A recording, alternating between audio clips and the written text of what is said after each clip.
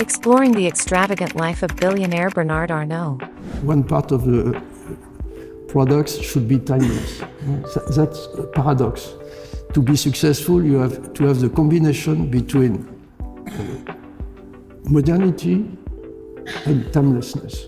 Did you know that Bernard Arnault, the world's richest man, once took a massive gamble by selling his family's construction business to fund a luxury brand takeover, and it almost didn't work?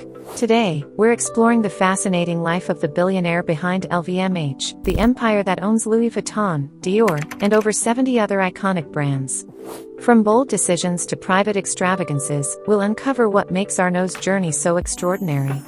Stay tuned, because by the end of this video, you'll understand the high-stakes moves that turned Arnault into a global titan, and the secrets behind his unmatched influence in the world of luxury. Bernard Arnault was born on March 5, 1949, in Roubaix, a small industrial town in northern France. Raised in a modest but ambitious family, Arnault's early exposure to business came through his father, Jean Arnault, who owned a construction company. Despite the practicality of the family business, Bernard showed an early interest in the arts and luxury, a passion that would later shape his career. Arnault's academic journey began at the prestigious École Polytechnique, where he earned a degree in engineering in 1971. This technical education equipped him with the analytical skills he would later use to make calculated business moves. However, Arnault's ambitions quickly outgrew the construction industry, and he began looking for opportunities in more creative and profitable sectors. Bernard Arnault's journey with Christian Dior began in 1984 when he acquired the struggling textile company Boussac Saint Frère, which owned Dior, through a government auction. At the time, Boussac was on the brink of collapse, weighed down by unprofitable assets and poor management. Arnault saw an opportunity others had overlooked. Dior, despite its troubled parent company, retained a strong brand legacy and global prestige. Arnault wasted no time implementing sweeping changes. He sold off Boussac's non-essential assets, including its textile operations, paper manufacturing, and disposable diaper divisions, focusing solely on Dior. This laser-sharp focus on the luxury market reflected his vision of turning Dior into a cornerstone of an empire. His decision to retain only the high fashion and luxury elements of Boussac was a masterstroke, allowing him to channel all resources toward reviving Dior's image and operations. The name of Christian Dior is one of the, if not the most known all over the world in many countries. When I go to China, when I go everywhere, it's the name which is the most well-known. So, as far back as 71, I understood the power of a name. It's not enough, but I think it's one reason also. When by chance I was in contact with the real company, I think it's when I had the idea of doing this. Arnault began revitalizing Christian Dior by modernizing its marketing and expanding its reach. He invested heavily in rebranding and ensuring that the Dior name once again symbolized exclusivity and luxury. Under his guidance, Dior flourished, attracting a new generation of affluent customers. His leadership also included fostering talent, such as appointing creative directors who could blend the brand's timeless elegance with contemporary appeal. Beyond fashion, Arnault understood the potential of Dior's perfume and cosmetics lines. He expanded these segments significantly, capitalizing on the widespread appeal of luxury fragrances like Miss Dior and J'adore. These products, though more affordable than couture, allowed millions of consumers to access the Dior brand, thereby broadening its influence. Within a few years, Arnault had not only saved Dior but turned it into a symbol of his business acumen. The success of Dior under his leadership solidified his reputation as a visionary entrepreneur and laid the groundwork for his acquisition of LVMH in 1989. Dior became the flagship brand of what would grow into the world's largest luxury empire. From humble beginnings in a small French town, Arnault's early life and career reflect a blend of calculated risk, vision, and relentless ambition. These qualities helped him transition from a family business into the world of high fashion, laying the foundation for what would become the world's largest luxury empire. Bernard Arnault's rise to becoming the richest man in the world is a story of strategic vision, calculated risks, and relentless ambition. After successfully reviving Christian Dior in the 1980s, Arnault set his sights on building a luxury empire.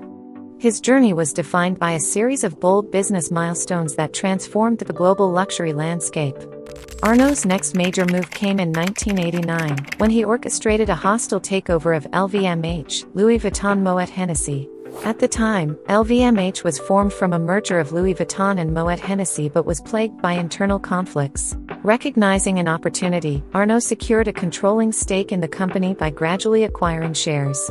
His aggressive strategy, coupled with his ability to outmaneuver opponents, resulted in his appointment as chairman and CEO. This marked the beginning of LVMH's meteoric rise under his leadership. And they said two things. One, Louis Vuitton and the group, we are a group of pioneers. So it's good to start in a country where we have no competitor. We were the first one.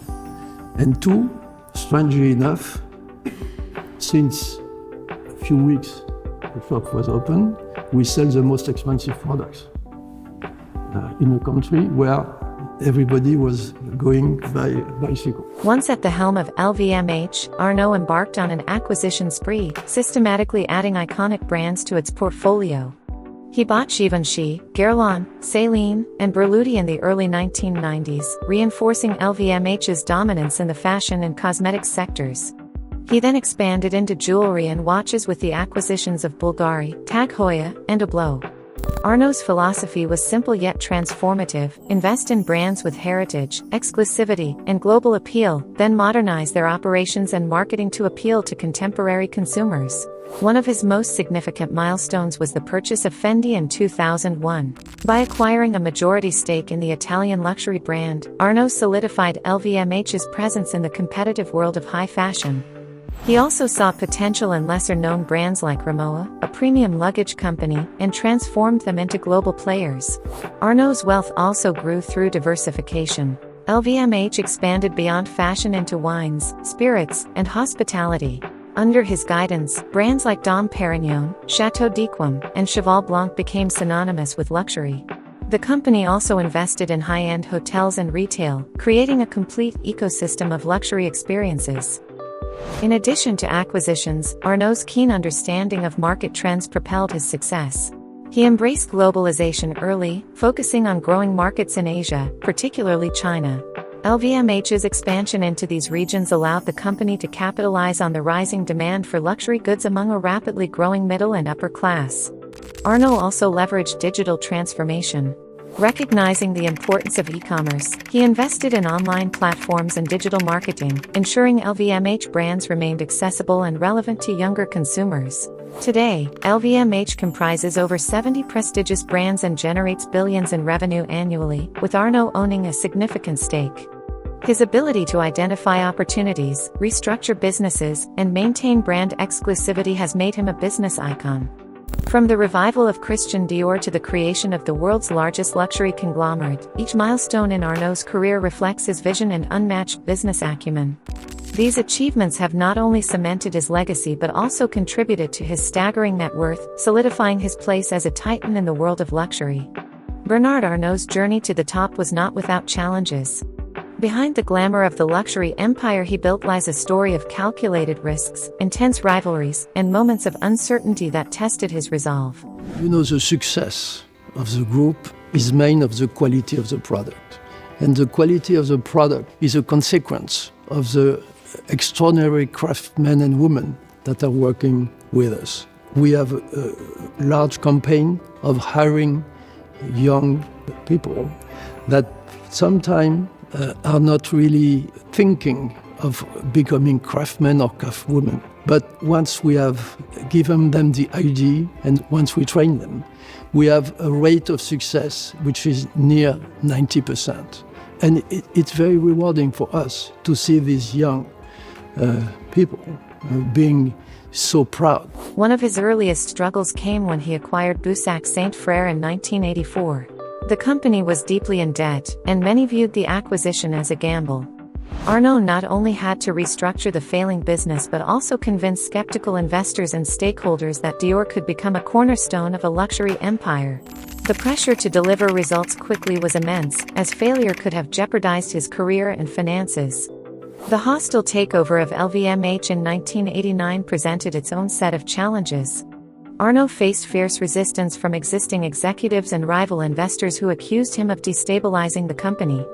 The battle for control was fraught with legal disputes, boardroom tensions, and media scrutiny. Arnault had to navigate these conflicts carefully to emerge as the undisputed leader of the company. Arnault also faced setbacks in his expansion efforts. Not every acquisition was an immediate success.